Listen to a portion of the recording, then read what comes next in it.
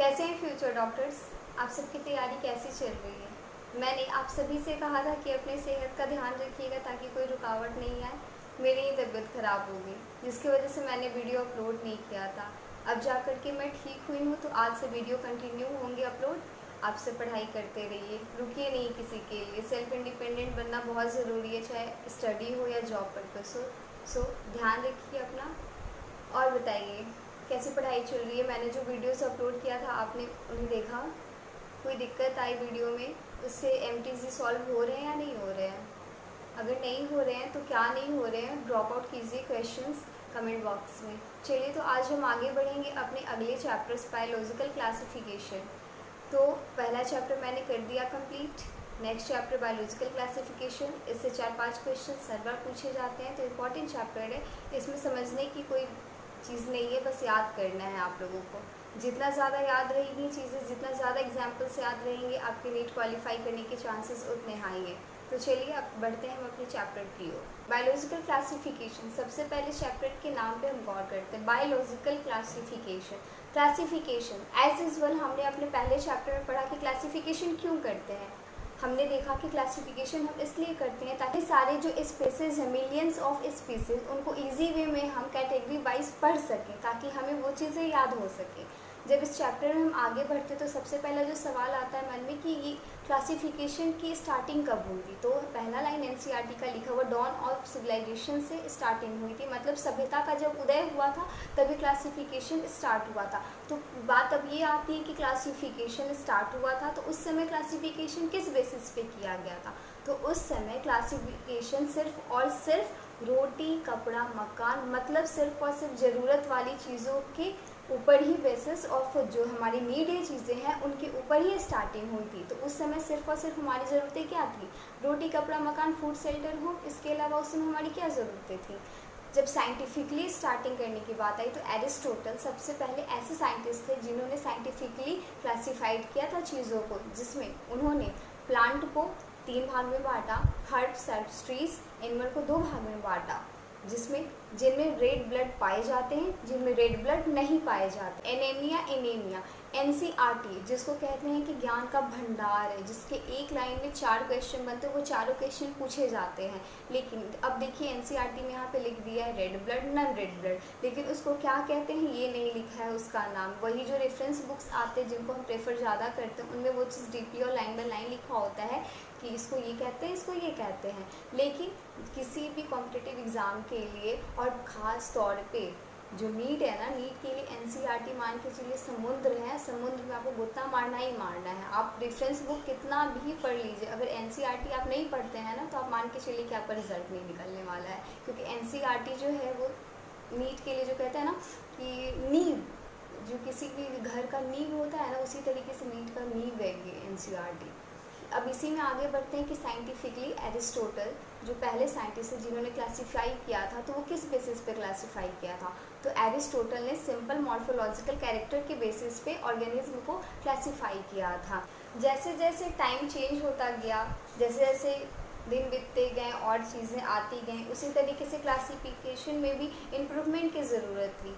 सिर्फ और सिर्फ मॉर्फोलॉजिकल कैरेक्टर ही काफ़ी नहीं था किसी भी ऑर्गेनिज्म को क्लासिफाई करने के लिए, क्योंकि उसका और भी बहुत सारी चीज़ें थी ऑर्गेनिज्म में जिसके बेसिस पे हम क्लासिफाइड चीज़ों को कर सकते थे। तो उसके बाद आते हैं लिनस, जिन्होंने 2 किंगडम क्लासिफिकेशन दिया। प्लांटिंग जिसमें प्लांट को रखा, एनिमेलिया जिसमें एनिमेलिया को रखा। अब इन्होंने क्या ऐसा चीज़ किया जिनके बेसिस पे इन्होंने क्लासिफाइड था, वो था सेल वॉल। इन्होंने जितने भी क्लासिफिकेशन किए थे वो सिर्फ और सिर्फ सेल वॉल के ऊपर किए थे, जिनकी वजह से बहुत सारी चीज़ों में इनका ड्रॉबैक्स आ रहा था। जैसे इन्होंने यूनिसेलुलर मल्टी सेलुलर को क्लासीफाई नहीं किया था, क्योंकि जब सेल वॉल लिया तो यूनिसेलुलर मल्टी सेलुलर की बात ही नहीं आती है। फिर उसके बाद जैसे ही आगे बढ़ते हैं तो फोटोसाइंथेटिक, नॉन फोटोसाइंथेटिक, जिनमें सेल वॉल कहीं पे भी किसी कुछ भी रोल ही नहीं है, तो कैसे इन चीज़ों को वो क्लासीफाई किए करते हैं। तो उसी तरीके से इनका भी जो था वो ड्रॉबैक्स की वजह से चीज़ें अच्छे से क्लासीफाई नहीं हो पा रही थी, तो फिर उसके बाद इनका ड्रॉबैक लग गया। फिर उसके बाद आए दूसरे साइंटिस्ट जिन्होंने 3 किंगडम क्लासिफिकेशन दिया, 4 किंगडम क्लासिफिकेशन दिया, 5 किंगडम क्लासिफिकेशन दिया, जो कि एनसीईआरटी में नहीं लिखा है लेकिन मैं आपको बताऊंगी। like 2 kingdom classification, 3 kingdom classification, 4 kingdom classification, 5 kingdom classification है। 2 kingdom classification लिनस ने दिया, 3 kingdom classification अर्नेस्ट हैकेल ने दिया, 4 kingdom classification कोपलैंड ने दिया, 5 kingdom classification आर.एच. व्हिटकर ने दिया। अब हम आगे आर.एच. व्हिटकर के 5 किंगडम क्लासिफिकेशन को अच्छे से पढ़ेंगे, जिसमें हमें मुनरा, प्रोटिस्टा, फंगी सारी चीज़ों के बारे में। अब हम बात करते हैं अपने अगले क्लासिफिकेशन 5 किंगडम क्लासिफिकेशन, जिसको आर.एच. व्हिटकर ने दिया था। हम एक एक करके जो इन्होंने 5 किंगडम क्लासिफिकेशन जो दिया है, मुनरा, प्रोटिस्टा, फंगी, प्लांटी, एनिमेलिया, इसको अच्छे से जो है हम एक एक करके पढ़ेंगे। अब हम ये बात करते हैं आगे कि इन्होंने किस बेसिस पे चीज़ों को क्लासीफाई किया, ऑर्गेनिज्म को इन्होंने आखिर किस बेसिस पे किया। पहले मॉर्फोलॉजी, फिर उसके बाद सेल वॉल।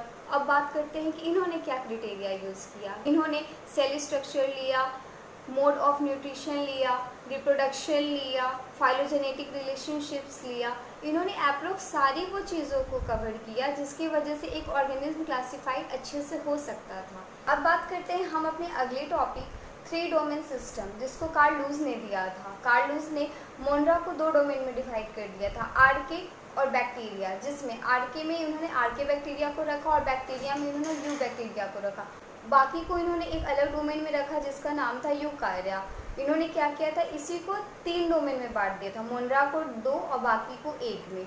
अब जैसे हम आगे बढ़ते हैं तो आता है अर्लीस्ट क्लासिफिकेशन का जो ड्रॉबैक्स था और जो आगे चीज़ों का जो हम लोगों ने पढ़ा अभी लिनस और एरिस्टोटल का ड्रॉबैक्स जो हमें कम्प्लीटली क्लासिफाइड चीज़ों को नहीं कर पाया था।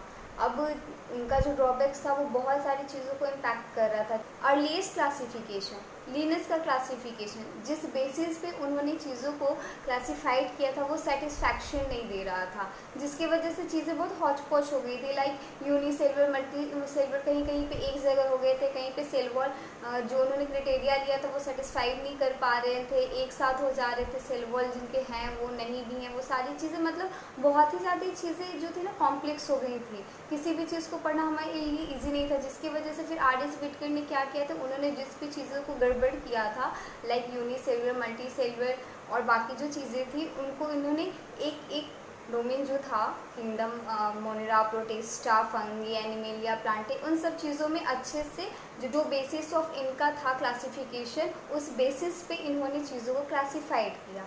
अब हम अगले अपने वीडियो में पढ़ेंगे Monera, protista, fungi, Plantae, animalia. धीरे धीरे और अच्छे वे में हम सारी चीज़ों को कवर करेंगे ताकि हमें ये चीज़ें सुन के याद हो जाए, हमें बुक को नहीं पढ़ना पड़े। बस एक काम कीजिएगा, मेरे पढ़ाने के बाद बस एक बार सिर्फ होता है ना, लाइन बाय लाइन आप रीडिंग दे दीजिएगा और उसके बाद तुरंत जैसे ही मैंने पढ़ाया ना, आपने वहाँ तक पढ़ा, उसके बाद तुरंत एलटीजी सॉल्व कर लीजिए और कहीं से भी जहाँ से भी आपको क्वेश्चन मिले आप उसको सॉल्व कीजिए, जहाँ से भी आपको क्वेश्चन मिल रहा है। एक बात आप हमेशा ध्यान रखिएगा, आप जितना ज़्यादा क्वेश्चंस की प्रैक्टिस करेंगे, क्वेश्चंस को सॉल्व करेंगे ना, उतना ज़्यादा जो आपका नीट का बेस होता है ना वो स्ट्रांग होगा।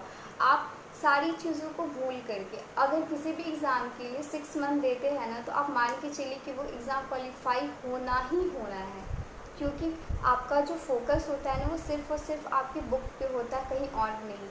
आपको अभी के टाइम में लुक से ज़्यादा बुक्स पे फोकस करने की ज़रूरत है, क्योंकि जो लुक्स होता है ना फेस का, जो आप एंटिंग पेंटिंग जो करते हैं वो कुछ टाइम के लिए रहेगा, लेकिन आपका जो डिग्री होता है जब आप डॉक्टर बन जाएंगे ना, तो उसका जो चार्म होता है ना फेस पे, वो आपका पूरा लाइफ लॉन्ग रहेगा। जब आप डिग्री लेकर के आएंगे कि मैंने डिग्री ले लिया, MBBS मैंने कर लिया, फाइनली आपके नाम के आगे डॉक्टर एज अ प्रीफिक्स लग गया, वो जो चार्म होता है ना फेस का, आपके किसी का भी जो फेशियल होता है ना, आप उससे बहुत ज़्यादा लाइट करेंगे, बहुत ज़्यादा ग्लो मारेंगे। तो आप ये चीज़ ध्यान रखिए कि लुक से ज़्यादा आप बुक्स पे फोकस कीजिए। जो लोग आपके हारने का इंतज़ार कर रहे हैं ना, वो उनको इंतज़ार करते रहने दीजिए, आप अपने पढ़ाई पे फोकस कीजिए। जो हारने का इंतज़ार कर रहा है, जिस दिन आपके नाम के आगे डॉक्टर लग गया ना, वो ऑलरेडी उसको आंसर मिल जाएगा। तो बेटर फोकस कीजिए बुक्स पे, लुक्स में नहीं, ठीक है। तो मिलते हैं हम अपने अगले वीडियो में आगे टॉपिक्स के साथ।